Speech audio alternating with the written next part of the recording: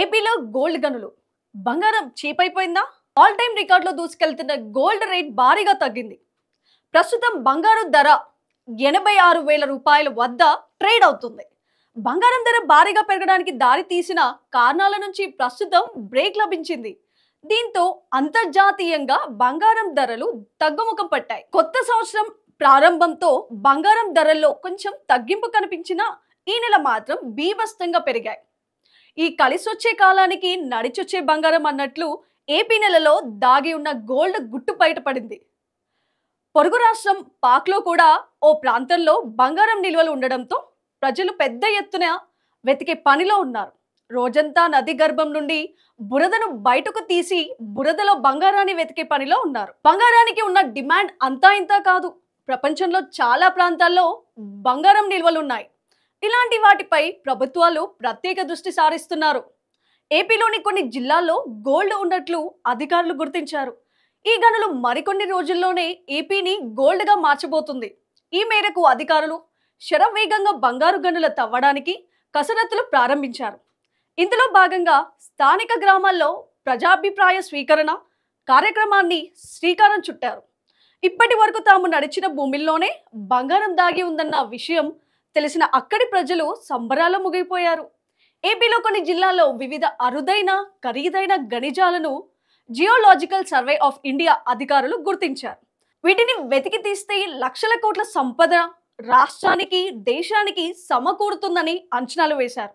వాటిలో భాగంగానే కర్నూలు జిల్లా తుగ్గలి మండలంలోని జొన్నగిరి ప్రాంతంలో దేశంలోనే తొలిసారి ప్రైవేట్ భాగస్వామ్యంలో గోల్డ్ ప్రాసెసింగ్ ప్లాంట్ ఏర్పాటుకు ప్రభుత్వం అనుమతులు ఇచ్చేసింది. దీంతో ఇక్కడ బంగారం ప్రాసెస్ చేసే పరిశ్రమ ఏర్పాట్లు ఆగమేఘాల మీద చేసేందుకు ప్రైవేట్ సంస్థలు ఆసక్తిగా ఉన్నాయి. ఈ నేపథ్యంలోనే సంబంధిత ప్రాంతంలో ఫిబ్రవరి 18న ప్రభుత్వం పరిశ్రమ ఏర్పాటు నిర్వహణకు సంబంధించి ప్రజాభిప్రాయ సేకరణ చేసేందుకు ఏర్పాట్లు చేస్తుంది. 1994లోనే geological survey of India Kurnool జిల్లాలో బంగారం నిక్షేపాలు ఉన్నట్లు గుర్తించింది.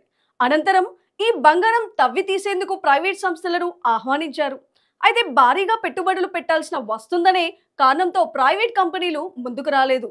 ప్రాథమిక అధ్యయనాలు జరపడానికి కూడా భారీగా ఖర్చు చేయాల్సి వస్తుందనే కారణంతో వెనుకడుగు వేశాయి.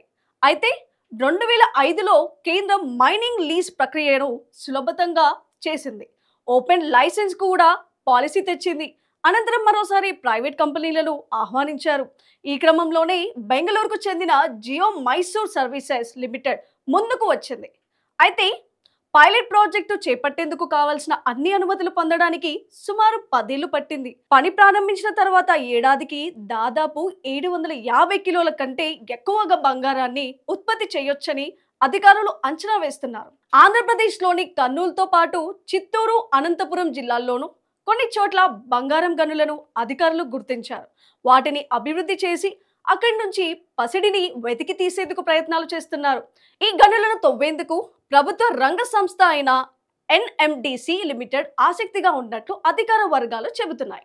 రాష్ట్రంలో భారీ స్థాయిలో ఉన్న విలువైన ఖనిజ సంపదను వెతికి తీసే అవకాశం తమకు ఇవ్వాలని ఎన్ఎండిసి లిమిటెడ్ ప్రభుత్వాన్ని కోరుతుంది. ప్రస్తుతం ఈ అంశం ప్రభుత్వ పరిశీలనలో ఉందంటున్న అధికారులు రాష్ట్రంలోని అనేక ప్రాంతాల్లో గుర్తించిన ఖనిజ సంపదను వెతికి తీస్తే ఏపీ నిజంగానే స్వర్ణాంధ్రగా మారుతుందని అంటున్నారు.